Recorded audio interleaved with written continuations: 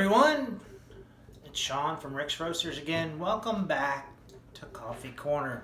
This is episode 3, where hopefully you're now drinking coffee and we can bring you from the middle back to the beginning, and we're going to talk about some of the brewing basics.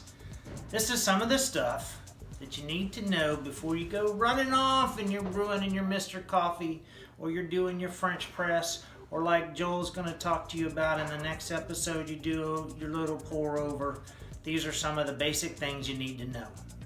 There's a handful of components you need to address every time you go to make a cup of coffee.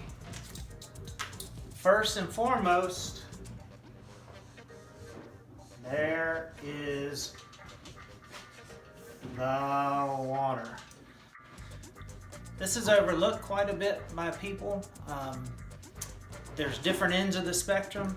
Some people have really good city water. Some people have stinky well water. Some people have soft water, hard water. You kind of need to know what your water is. If it comes out clumpy and brown, you might want to consider a filter. You may want to consider bottled water. If you have really good city water that you feel okay drinking right out of the tap in a glass, you're probably fine to make coffee. Now, having said that, the water may have an effect on your brewer, so make sure you're descaling your brewer using vinegar, etc. But know that the water will have an effect on the taste of your coffee. So, bottled water, tap water, well water, whatever you choose to use, make sure you do take that into account. And if the water smells bad on its own, there's a good chance it's going to make the coffee smell bad.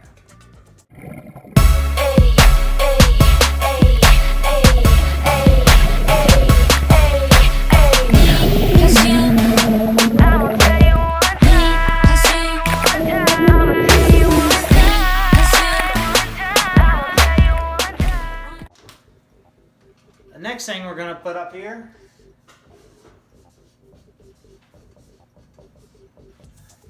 is the coffee.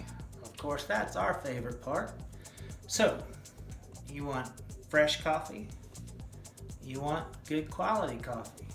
It's that old garbage in, garbage out thing.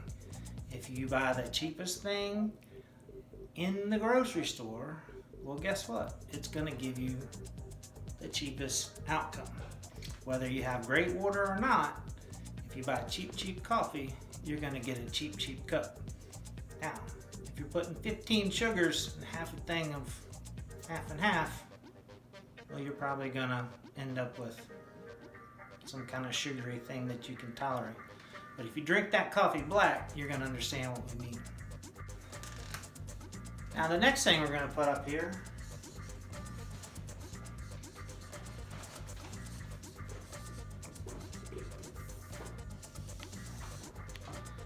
is grind size. Now, why does grind size matter? Well, in brewing, a lot of the brew strength and the flavor of the coffee comes with the contact time of the water and the coffee. So the longer the contact time, the larger you want the particles of the coffee. So the more coarse the grind. So if you've ever seen espresso coffee, it's very fine.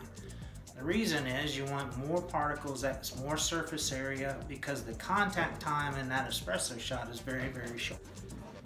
On the other end of the spectrum, you have the French press, the percolator, those sorts of things where there's a lot of contact time, minutes and minutes, and the coarse grind gives you less surface area so that the coffee doesn't come out too bitter. Last thing we'll put up here is water temperature.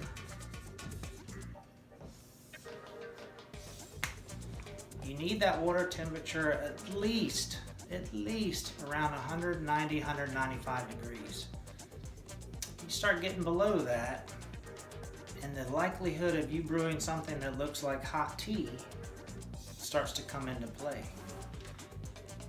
No matter how much coffee you use, no matter how fine you grind it, if the water temperature is not high enough, you're not going to get a nice rich cup of coffee. Likewise, if you get it too hot, there's a very good chance that you could over extract and create a bitter cup of coffee. Now those are the basics. They affect how you brew your cup of coffee. It doesn't matter which brewing method you use. So keep them in mind. Doesn't matter if it's a drip maker, French press, AeroPress, pour over, cowboy coffee with a sock in it. All these things are going to affect how your coffee comes out.